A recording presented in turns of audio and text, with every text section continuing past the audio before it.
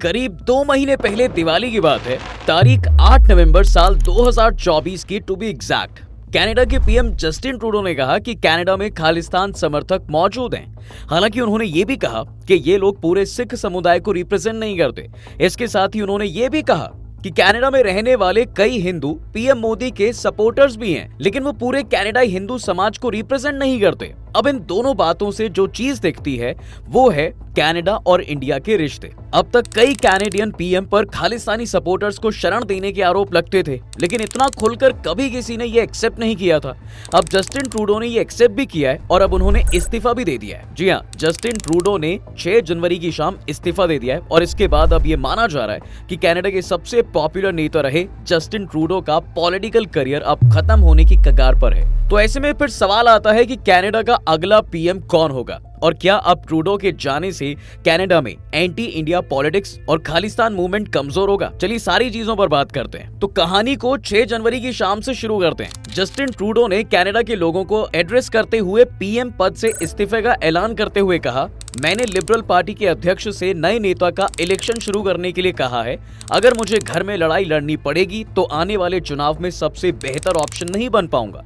उन्होंने कहा कि जब तक लिबरल पार्टी चुनाव के जरिए उनकी जगह कोई नया नेता नहीं चुन लेती, तब तक वो पार्टी लीडर और कनाडा के पीएम बने रहेंगे। दरअसल कनाडा के अखबार द ग्लोबल एंड मेल ने 6 जनवरी की सुबह एक रिपोर्ट में दावा किया था कि जस्टिन ट्रूडो पीएम और लिबरल पार्टी के लीडर पद से इस्तीफा दे सकते हैं। लेकिन सवाल आता है कि 9 साल तक पीएम रहने के बाद ट्रूडो को अचानक से इस्तीफा क्यों देना पड़ा, क्योंकि अभी उनका टेन्योर और बचा हुआ था। तो इसका जवाब इतना सीधा और सरल नहीं है। दरअसल कनाडा की संसद में लिबरल पार्टी के पास 153 सांसद हैं। मीडिया रिपोर्ट्स में दावा किया गया है कि आधे से ज्यादा सांसद जस्टिन ट्रूडो के इस्तीफे की मांग कर रहे थे। तभी तो उन्होंने कहा कि अगर मुझे अपने ही घर में लड़ाई लड़नी पड़े तो फिर क्या ही मतलब है। और अगर इस रेजिग्नेशन को और अच्छे से समझे तो इसके पीछे मोटा मोटी 4 बड़ी वजहें हैं। पहली, 2025 के चुनाव में हार का अंदेशा। 31 दिसंबर 2024 को जारी नैनोज रिसर्च की सर्वे रिपोर्ट के मुताबिक ट्रूडो की लिबरल पार्टी ओपोजिशन की कंजर्वेटिव पार्टी से 26 पॉइंट से पीछे चल रही है। कंजर्वेटिव पार्टी को 46.6% सपोर्ट मिला है। अगर ये बरकरार रहता है तो कंजर्वेटिव पार्टी को 2025 के जनरल इलेक्शंस में प्रचंड बहुमत मिल सकता है। 3 जनवरी को आई एम्स रीड इंस्टीट्यूट के सर्वे रिपोर्ट के मुताबिक अगर लिबरल पार्टी पूर्व डिप्टी पीएम क्रिस्टिया फ्रीलैंड को लीडर बनाती है तो कंजर्वेटिव्स को थोड़ी टक्कर दी जा सकती है। इसका सीधा सीधा मतलब है सिर्फ पार्टी नहीं बल्कि देश का माहौल भी जस्टिन ट्रूडो के साथ नहीं है। दूसरा, कैनेडियन पार्लियामेंट में कमजोर। कनाडा के पार्लियामेंट में सीनेट और हाउस ऑफ कॉमन्स यानी 2 सदन है। हाउस ऑफ कॉमन्स में 338 सीटें हैं और बहुमत का आंकड़ा 170 है। लिबरल पार्टी के पास 153 सांसद हैं। ट्रूडो इस सदन में खालिस्तान समर्थक कनाडाई सिख जगमीत सिंह की न्यू डेमोक्रेटिक पार्टी यानी एनडीपी के 25 सांसदों के समर्थन के साथ बहुमत में थे। एनडीपी ने सितंबर 2024 में समर्थन वापस ले लिया। गठबंधन टूटने से ट्रूडो सरकार अल्पमत में आ गई थी। 1 अक्टूबर को जब संसद में विश्वास मत साबित करना था तो अलगाववादी ब्लॉक क्यूबेकाइज के 33 सांसदों ने ट्रूडो को समर्थन दिया और सरकार बच गई थी। लेकिन अब इस बची हुई सरकार को कब तक घसीटते? और दूसरी चीज, जब तक एनडीपी का सपोर्ट ले रखा था तब तक इंडिया के साथ रिश्ते बिगड़ना तो छोड़िए, बद से बदतर होते जा रहे थे। तीसरा, करप्शन का आरोप। देखिए, कनाडा की सरकारी foundation sustainable development technology Canada यानी एसडीटीसी से जुड़े एक घोटाले में जस्टिन ट्रूडो का भी नाम सामने आ रहा है। हालांकि एसडीटीसी अब बंद हो चुका है। पिछले साल ऑडिटर जनरल ने इससे जुड़े अरबों डॉलर के ग्रीन स्लश फंड को बंद कर दिया था। आरोप लगा कि इससे जुड़े लाखों डॉलर ऐसे लोगों और प्रोजेक्ट्स को दिए गए जो इसके क्राइटेरिया में थे ही नहीं। और जब किसी पीएम का नाम डायरेक्ट किसी घोटाले में आ जाए तो पूरी पार्टी की बदनामी होती ही है। और इसलिए लिबरल पार्टी के अगले चुनाव में हारने वाली रिपोर्ट्स के लिए जस्टिन ट्रूडो खुद जिम्मेदार हैं। चौथा, अमेरिका और इंडिया के साथ बिगड़ते रिश्तों का असर। देखिए, अमेरिका के नए राष्ट्रपति डोनाल्ड ट्रंप ने कनाडा पर 25% टैरिफ लगाने की बात कही है। इसके बाद नवंबर 2024 में फ्लोरिडा में ट्रूडो ने ट्रंप से मुलाकात की। इस दौरान ट्रंप ने कनाडा को अमेरिका का 51वां स्टेट बनाने का मजाक किया। ट्रंप ने ऐसी बात सोशल मीडिया ट्रुथ पर भी लिखी और ट्रूडो को कनाडा का गवर्नर भी बताया। ट्रूडो पर आरोप लगा कि उन्होंने खालिस्तानी वोट बैंक के पॉलिटिकल सपोर्ट के लिए भारत के खिलाफ आरोपों का फायदा उठाया है। ट्रूडो ने ऐसा इंटरनल पॉलिटिकल क्राइसिस और करप्शन के आरोपों से लोगों का ध्यान भटकाने के लिए किया था। इसके अलावा बेवजह बयानबाजी से ट्रूडो के इंडिया से रिश्ते और ज्यादा खराब हो गए। ट्रंप के बयानों और भारत के साथ बिगड़ते रिश्तों से कनाडा में ट्रूडो के खिलाफ माहौल बना, जिसे जनता से लेकर ऑपोजिशन खूब उठा रही है। तो चलिए, अब इस्तीफा तो हो गया और ये भी बात हो गई कि क्यों अचानक ये इस्तीफा दिया गया। तो अब बात करते हैं अगला पीएम कौन होगा। दरअसल लिबरल पार्टी की तरफ से एक इंटरिम लीडर अपॉइंट किया जा सकता है, जिसके लिए चुनाव होगा। अक्टूबर 2025 में कनाडा में संसदीय चुनाव होना है। ऐसे में लिबरल्स जल्द ही लीडर चुनेंगे और इस बात की पूरी पॉसिबिलिटी है कि पार्टी बिना चुनाव के ही किसी की डायरेक्ट अपॉइंटमेंट कर दे। और अगर ऐसा होता है तो ये पहली बार होगा। पर अब बात आती है नाम की, यानी जस्टिन के बाद किसका नाम आएगा। तो centre for strategic and international studies यानी CSIS के मुताबिक लिबरल्स किसी ऐसे इंसान को चुन सकते हैं जो संसद का मौजूद सदस्य नहीं है।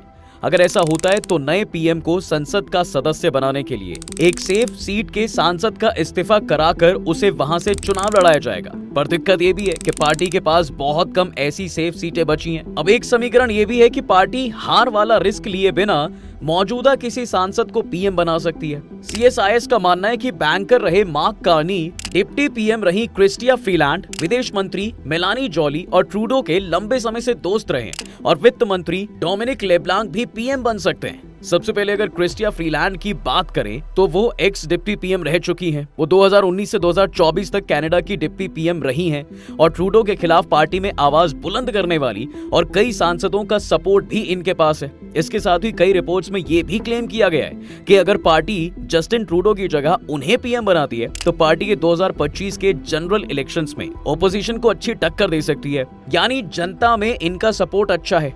दूसरा नाम डोमिनिक लेब्लांक का भी आता है। ये फाइनेंस मिनिस्टर रहे हैं कनाडा के और ट्रूडो के भरोसेमंद भी हैं। जब फ्रीलैंड ने इस्तीफा दिया तो ट्रूडो ने इन्हें फाइनेंस मिनिस्टर बनाया था। ऐसे में अगर ये आते हैं तो जस्टिन ट्रूडो को फायदा ही तो मिलेगा। तीसरा नाम मार्क जोसेफ कार्नी का आता है। ये इकोनॉमिस्ट और बैंकर हैं जो कि अभी लिबरल पार्टी के इकोनॉमिक एडवाइजर भी हैं। अभी कनाडा की हालत खराब है, वहां पर पॉलिटिकल क्राइसिस के साथ साथ इकोनॉमिक क्राइसिस भी है। ऐसे में अगर ये अगला पीएम बनते हैं तो कनाडा को मौजूदा इकोनॉमिक क्राइसिस से बचाने में मदद करेंगे। अब इस लिस्ट में आखिरी नाम मेलानी जॉली का आता है, जो फॉरेन अफेयर्स मिनिस्टर हैं। इनके साथ एक एडवांटेज ये भी है कि ये भी जस्टिन ट्रूडो की भरोसेमंद है। ये 2015 से कैबिनेट में मंत्री हैं और इसके साथ साथ लिबरल पार्टी में इनकी मजबूत पकड़ है। तो चलिए अब आते हैं सबसे इंपॉर्टेंट पॉइंट यानी इंडिया पर, क्योंकि अपने लिए तो सबसे इंपॉर्टेंट ये है कि जस्टिन ट्रूडो के इस्तीफे के बाद क्या कनाडा में भारत विरोधी राजनीति और खालिस्तानी आंदोलन कमजोर होगा या नहीं।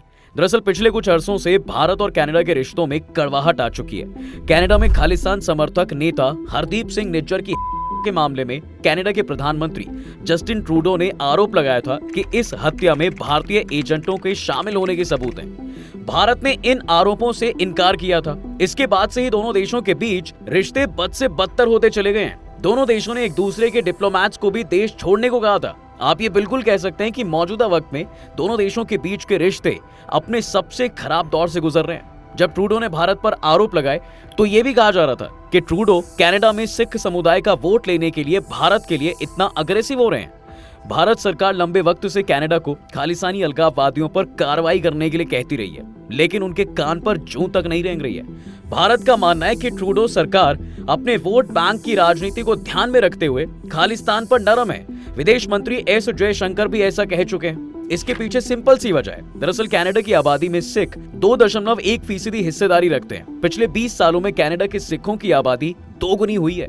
इनमें से ज्यादातर इंडिया के पंजाब से एजुकेशन, करियर, नौकरी जैसी वजहों से वहां पहुंचे हैं। इसके साथ ही जस्टिन ट्रूडो की सरकार में खालिस्तानी सपोर्टर NDP का भी अलायंस था। ऐसे में वो बेबस भी थी। लेकिन अब जब पीएम बदलेंगे तो क्या होगा, इस पर कई एक्सपर्ट्स मिडिल ग्राउंड को प्रेफर कर रहे हैं। एक्सपर्ट्स के मुताबिक ट्रूडो के इस्तीफे के बाद कनाडा में अगली सरकार कंजर्वेटिव्स की बनने जा रही है। इससे कनाडा में भारत विरोधी राजनीति और खालिस्तानी आंदोलन में कमी भी आएगी, लेकिन ये पूरी तरह से खत्म नहीं होगा। दरअसल कनाडा में खालिस्तानी समर्थकों का एक बहुत बड़ा वोट बैंक है, जिसके चलते कोई भी पार्टी ज्यादा सख्ती से खालिस्तान सपोर्टर्स पर काबू नहीं पा सकती है। कुछ एक्सपर्ट्स का तो सिंपल कहना है साहब कि खालिस्तानी ट्रूडो के लिए महज एक मुद्दा है जिस पर वो कनाडा की आजादी और सिक्योरिटी की दुहाई देकर अपने लिए एक गुट का सपोर्ट हासिल करते हैं। अब उनके अपोजिशन कंजर्वेटिव्स के चुनाव में जीत लगभग तय मानी जा रही है। ऐसे में ये भी तय है कि नई सरकार खालिस्तान समर्थकों को अपनी ऑप्टिक्स से दूर ही रखना चाहेगी और इंडिया से अपने संबंधों को सुधारना भी चाहेगी। अब इंडिया के लिए कहीं ना कहीं नया पीएम भले ही इतना सही ना हो, पर नई सरकार इंडिया के लिए पॉजिटिव ही होगी। पर क्या इंडिया और खालिस्तान की वजह से जस्टिन ट्रूडो का पॉलिटिकल करियर खत्म हो जाएगा? अब देखो, जब अपनी ही पार्टी की नाराजगी और भ्रष्टाचार के आरोप लगे हैं तो जस्टिन ट्रूडो का पॉलिटिकल करियर ढलान पर तो है। 20 दिसंबर को सर्वे एजेंसी इप्सोस ने एक सर्वे रिपोर्ट जारी की थी, जिसके मुताबिक ट्रूडो और उनके लिबरल पार्टी की पॉपुलैरिटी में काफी गिरावट आई थी। कनाडा में सिर्फ 14% लोग ही ट्रूडो को अगला पीएम यानी फिर से पीएम देखना चाहते हैं। यहाँ तक कि उनकी लिबरल पार्टी की पॉपुलैरिटी भी 20% पर आ गई है, जो अपोजिशन की कंजर्वेटिव पार्टी से 25% कम है। एंग्स रीड इंस्टीट्यूट के मुताबिक दिसंबर 2015 में ट्रूडो की अप्रूवल रेटिंग 63% थी, जो दिसंबर 2024 में घटकर 22% हो गई है। यानी एक बुरी गिरावट तो आई है, साथ में वहीं उन्हें नापसंद करने वालों की संख्या 74% तक पहुंच गई है। आसान भाषा में कहूं तो गरीबी में आटा गीला वाला हिसाब हो गया है। लेकिन कुछ पॉलिटिकल एक्सपर्ट्स मानते हैं कि ट्रूडो ने अपनी राजनीति को बचाने के लिए खुद ही इस्तीफा दे दिया है। वो कहते हैं कि ट्रूडो एक पॉलिटिकल फैमिली से हैं, परिवार की पॉलिटिकल इमेज को बचाने और नेशनल पॉलिटिक्स में पकड़ बनाए रखने के लिए उन्होंने खुद इस्तीफा दे दिया। अगर कॉक्स उन्हें हटाता तो उनकी पॉलिटिक्स पर इसका खासा असर पड़ता और तब उनका करियर एंड ही माना जाता। अब भले ही ट्रूडो का करियर खत्म हो या ना हो, पर इंडिया के लिए कनाडा का नया पीएम माने अगर सत्ता बदलती है तो काफी इंपॉर्टेंट रहने वाला है। CSIS के मुताबिक अक्टूबर 2025 में होने वाले चुनाव में कंजर्वेटिव्स की सरकार बनने जा रही है, जिसमें वो आसानी से 218 सीटों तक जीत सकते हैं, जो बहुमत से कहीं ज्यादा है। Conservative party house of Commons में लीडर ऑफ अपोजिशन पियरे पॉलिवरे को अपना चेहरा बनाएगी और उनका पीएम बनना तय है। पियरे ने कई बार भारत का सपोर्ट भी किया है। उन्होंने खालिस्तानी आतंकी निज्जर की हत्या को लेकर भारत पर लगाए गए आरोपों का भी खंडन किया था। पियरे ने कहा था कि भारत को लेकर ट्रूडो झूठ बोल रहे हैं। वहीं एक्सपर्ट्स का भी मानना है साहब कि इंडिया में भाजपा और कनाडा में conservative party right wing supporter party हैं। कनाडा में कंजर्वेटिव पार्टी की सरकार बनने के बाद इंडिया से रिश्ते बेहतर होने के चांसेस ज्यादा हैं। ट्रूडो ने वोट बैंक और घटती पॉपुलैरिटी के चलते बन रहे प्रेशर को कम करने के लिए इंडिया के खिलाफ ये सब किया था, जिससे उनकी नाकामियां छिप सके। लेकिन अभी कंजर्वेटिव पार्टी को खालिस्तान समर्थकों के वोट बैंक की बहुत ज्यादा जरूरत नहीं है, जिसके चलते वो भारत से रिश्ते बेहतर करने की कोशिश जरूर करेंगी। बाकी आपकी क्या राय है वो आप मुझे कमेंट्स में जरूर बताना। वीडियो अगर आपको पसंद आई है तो इसे लाइक और शेयर जरूर करें और जाते जाते चैनल को सब्सक्राइब जरूर करें।